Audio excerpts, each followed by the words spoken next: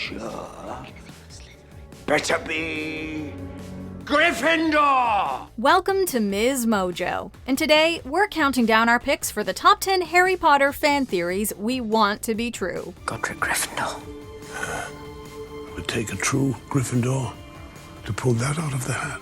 For this list, we'll be looking at the most exciting and compelling fan theories about the Harry Potter franchise.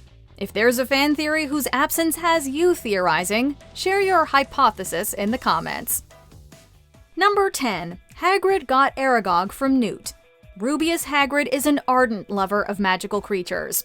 The more dangerous, the better. Oh, you Norbert. Hey.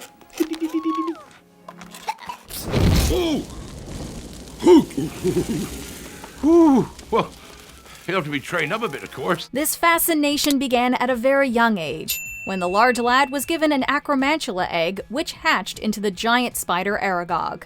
According to said spider, an unnamed traveler gave Hagrid this egg. Then you're not the monster. No, the monster was born in the castle. I came to Hagrid from a distant land, in the pocket of a traveler. However, fans have speculated that this traveler was none other than Newt Scamander, noted author of Fantastic Beasts and Where to Find Them, and Hogwarts alumnus. He's all chained up. I couldn't leave him there. Had to bring him back. Gonna put you back where you belong, aren't I, Frank?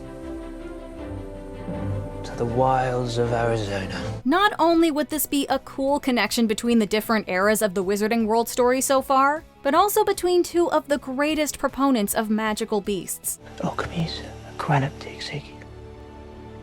So they grow to fill available space.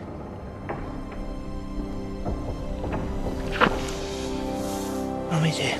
Number 9. Wizard-Muggle War. Their power lust. Their barbarity.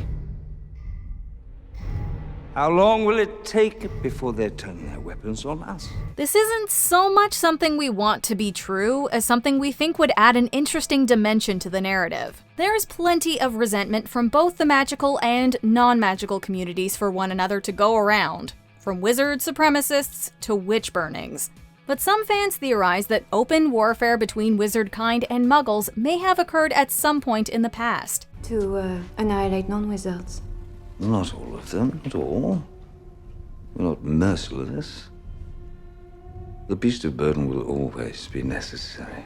While wizards have always been a minority, there are those who believe they once had larger numbers, and that their secrecy and lack of technological development is the result of their widespread desire to avoid contact with muggles after a huge conflict.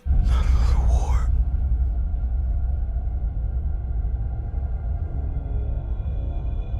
That is what we are fighting. That is the enemy. The Wizarding World has regularly altered muggles' memories, so erasing an entire war isn't unfeasible. They won't remember anything. That venom has incredibly powerful obliviative properties. Number 8. Crookshanks belonged to Lily. Hermione's cat Crookshanks displays unusual intelligence in the books. Keep that bloody beast of yours away from Scabbers, or I'll turn it into a tea cozy. It's a cat, Ronald. What do you expect? It's in his nature. A cat? Is that what they told you? Looks more like a pig with hair, if you ask me. It makes friends with Sirius Black and manages to sniff out Peter Pettigrew, who's disguised as Ron's rat Scabbers. Harry, you've seen the way that bloodthirsty beast of hers was always lurking about. And Scabbers is gone. Well, maybe you should learn to take better care of your pets. Your cat killed him. In the final book, Harry reads a letter written by his mother, which claims that she had a cat. This, combined with Crookshanks' connection to the two Marauders, has led some to believe that the feline recognized both, and that he was once Lily Potter's cat. Crookshanks.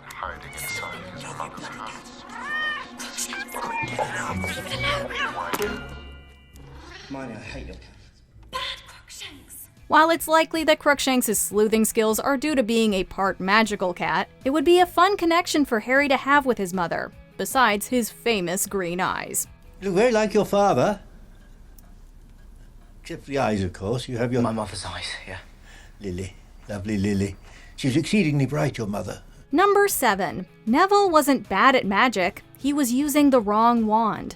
Neville Longbottom is something of a class dunce, at least at first.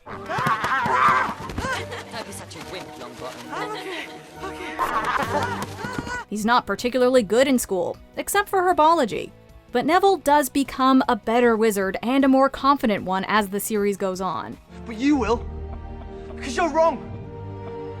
Harry's heart did beat for us. For all of us. It's not over. Some fans have theorized that this is because he eventually got a new wand after his first was destroyed. His first wand used to belong to his father. They never gave in. I'm quite proud to be their son. But I'm not sure I'm ready for everyone to know just yet. While magic can be done with a wand you haven't chosen, or which hasn't chosen you, a personalized wand is usually best, which is why some fans believe Neville's poor performance can be partially attributed to having the wrong wand. Expelliarmus!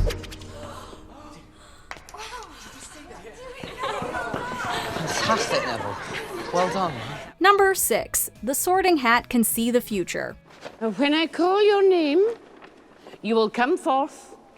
I shall place the sorting hat on your head, and you will be sorted into your houses. When they first arrive at Hogwarts, all the students are instructed to don the Sorting Hat, a talking piece of headwear that sorts them into one of the 4 houses. Not Slytherin, eh?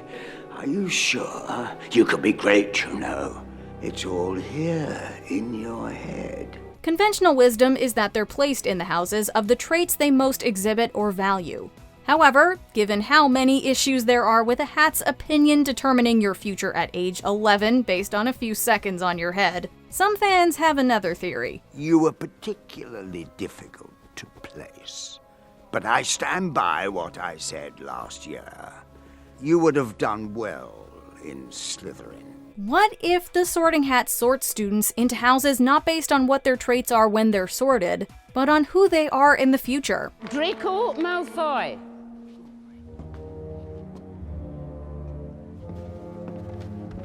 Slytherin! There's not a witch or wizard who went bad who wasn't in Slytherin. What if the Sorting Hat is merely an instrument of destiny? The moral implications do make us feel very conflicted, though. Number 5. George is Willy Wonka. How much for this? 5 galleons. How much for me? 5 galleons. I'm your brother. 10 galleons. Now this is a crazy crossover. According to this theory, George Weasley, the surviving Weasley twin, goes back in time and changes his name to Willy Wonka. You are now about to enter the nerve center to the entire Wonka factory. Inside this room, all of my dreams become realities, and some of my realities become dreams. Through the assistance of a race of probably magical workers, Wonka creates almost certainly magical candy for the world's children. Both characters share a love of pranks and whimsical products. We've got fainting fancies, nosebleed nougat, and just in time for school, puking pastels. Into the cauldron, handsome. The theory would certainly see George fulfill his and his late brother's dream to the utmost extreme. But Charlie, don't forget what happened to the man who suddenly got everything he always wanted. What happened? He lived happily ever after. Although, if it were true, hopefully George is more Wilder Wonka than Depp Wonka, if only because it'd be weird if he had the same face as Grindelwald. Number 4. The Dursleys hated Harry because of the Horcrux. 1 minute the glass was there and then it was gone. It was like magic.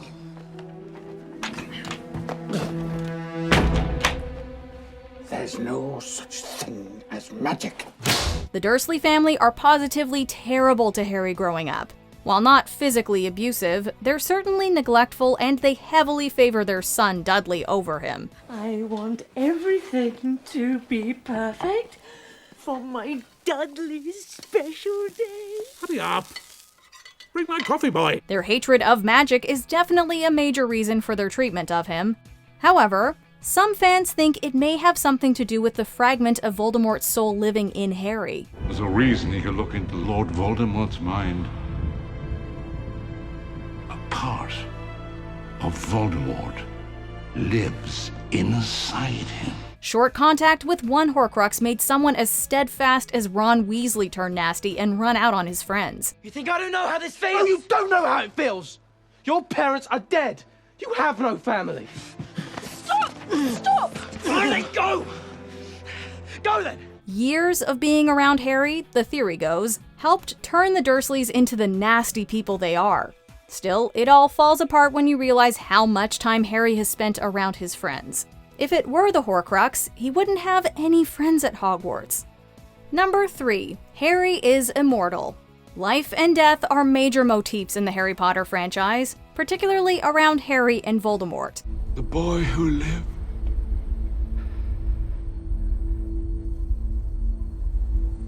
Come to die. The Dark Lord seeks to live forever. But what if his young foe accomplished what he tried so hard for by accident? You've been a good and faithful servant, Severus.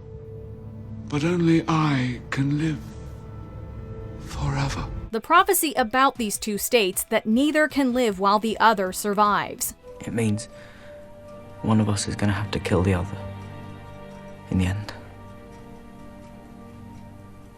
Yes. The usually accepted interpretation of this is that one must kill the other in order to live. But some fans suggest that with Voldemort dead, Harry can no longer be killed at all.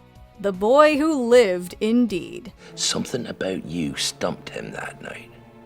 That's why you're famous. That's why everybody knows your name. You're the boy who lived. Number 2. The first book's finale foreshadowed parts of the whole series. The franchise has lots of foreshadowing, but some Tumblr users have suggested that the end of the first book specifically is a roadmap for the series. When Harry and company enter the chambers protecting the Philosopher's Stone, they encounter a dangerous plant. Stop moving, both of you. This is Devil's Snare. You have to relax. If you don't, it'll only kill you faster. Kill us faster? Oh, now I can relax. In the next book, they run into the Whomping Willow. The next trial in Philosopher's Stone sees them using brooms, and in Azkaban, Harry has a particularly dangerous Quidditch match.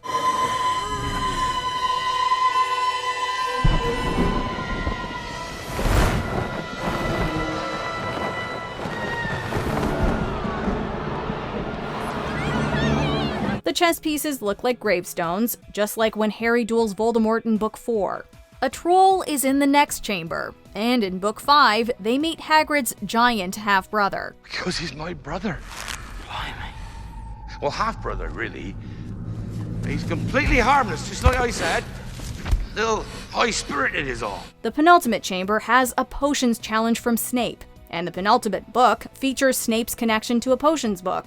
You dare use my own spells against me, Potter? Yes. I'm the half-blood prince. And lastly, there's the confrontation with Voldemort. Crazy, right? Before we get to our top pick, here are a few honorable mentions. Malfoy the werewolf. Was the young Slytherin stressed or suffering from lycanthropy?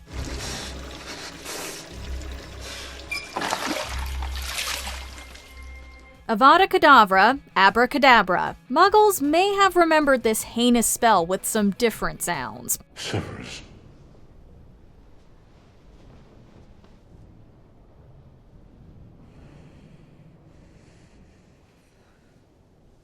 Please. Avada Kedavra. Dumbledore is death. His appearance in Limbo and the Three Brothers story have fans drawing the comparison. I think if you so desired, you'll be able to board a train. And where would it take me? On. Ron is a time-traveling Dumbledore. Ridiculous? Yes. Interesting? Also yes. This is going to sound crazy, but I think that's why Dumbledore left it to me, the Deluminator.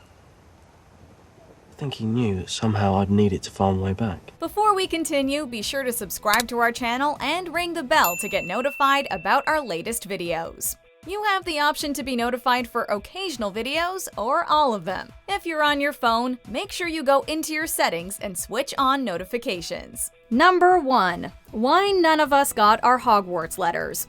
Many Harry Potter fans have imagined how amazing it would be to receive a letter from Hogwarts, learn that magic is real, and have our childhood dreams come true. You're a wizard, Harry. I'm a what? A wizard. And a thumping good one, I'd wager.